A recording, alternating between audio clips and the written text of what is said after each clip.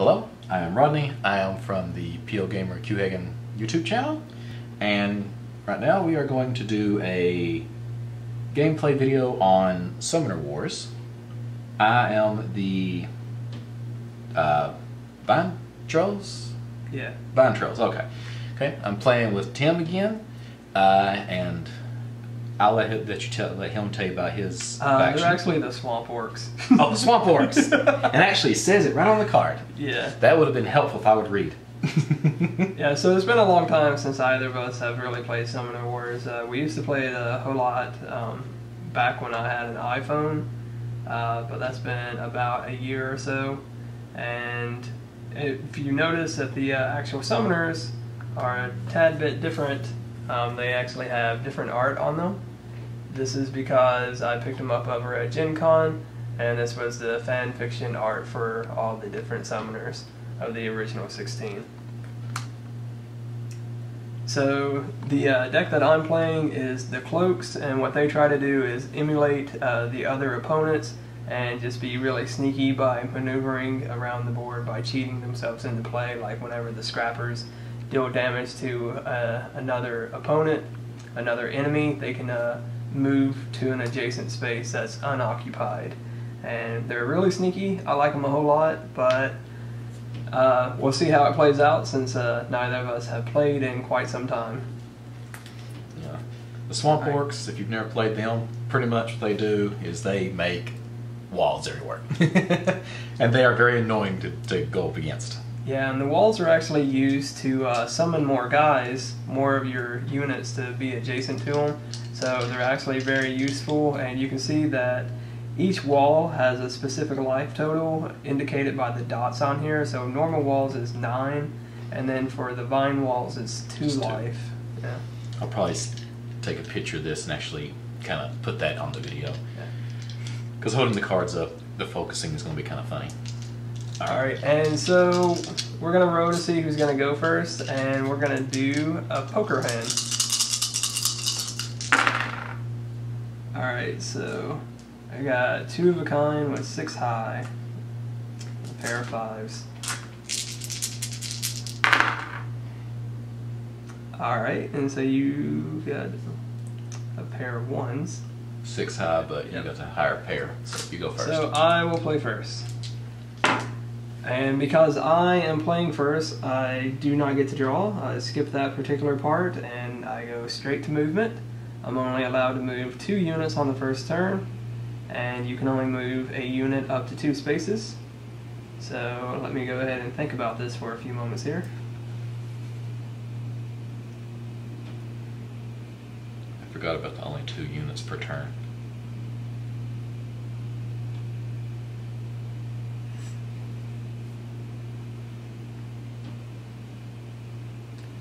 Alright, so I'm going to go ahead and move this guy up 2 units, and then I'll move. So does this instantly trigger? It probably does. I honestly forgot what your card does, where it's been so long. It says each time a common enemy unit. Okay, yeah, it triggers, so you roll a die. Yes, so that's discarded. He's discarded, so that's a good play to start off with. Did you move that one? I did move that one, so that was my second unit, and I'm going to go ahead and move to my attack step. So you're normally allowed to attack with 3 different units, and you only can attack for whatever their attack value is here, and so that's the amount of dice that you roll. And this particular character is ranged, meaning that it can attack from multiple spaces away. If it has the bow and arrow, if it has the sword equipped to it, then it can only attack adjacently, so it has to be like that. So this particular unit is going to attack here. How can you tell I can't remember how you tell the range. The range is the bow and arrow, and then the amount of dice that you roll is this big wooden shield here. I mean, so it goes up to as far up to the end of the board? No, the range is just 3 spaces away. 3 spaces. Okay. Clear line of sight as well. I couldn't remember I couldn't remember the distance. Yeah. Okay. Yeah, it's the Phoenix elves that actually have 4 for their units that with the bow on them. Alright, so I rolled a 6. Anything that is not a 1 or a 2 is considered a hit, so then it receives a wound. So that indicates 1 wound, and this is actually healed. Only has 1 life, so it dies. Try to see if there's an ability of his attacks adjacent to the vine wall.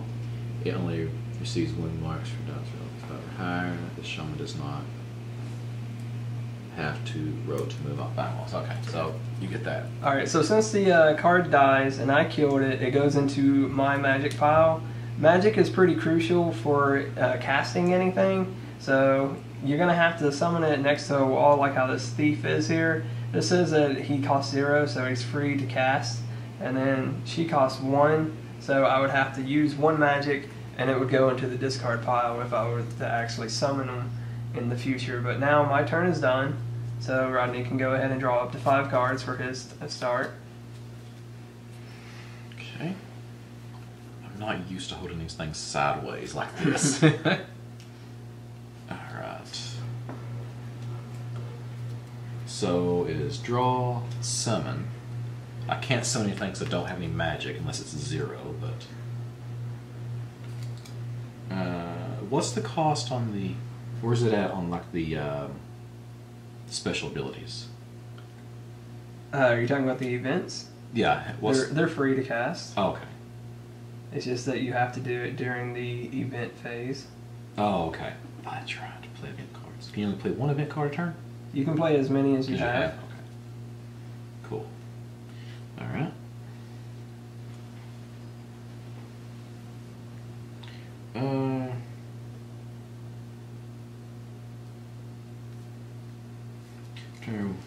Oh yes, and by the way, the goal of the game is to kill the other person's summoner. So here is mine. It says that he has 6 life points, and his is over there with 7. So you can tell that they're a summoner with this little lightning bolt indicator right there. And like he said, this is the fan art one. The normal one is this one. But I'm playing with the fan art one. Okay, and so each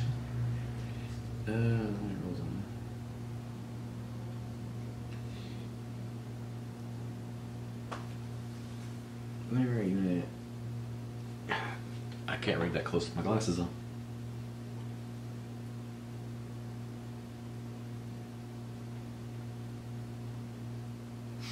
Alright, I'm trying to remember how to make vine walls. It's been so long since I've played this. Your summoner, whenever an enemy is killed, then you get to place a vine wall if it's adjacent to something. So just read whatever your summoner says aloud. Whenever a unit that is adjacent to a wall you control is destroyed, place a vine wall on the space that unit occupied.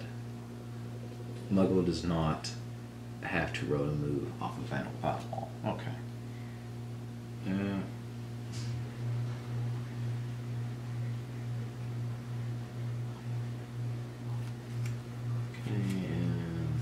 Alright, cool. So I'm going to go ahead and go to I told you this game was going to take a little while to play. Yeah, it's just, since we haven't played it so long, it's we haven't actually been able to haven't read these things in so long.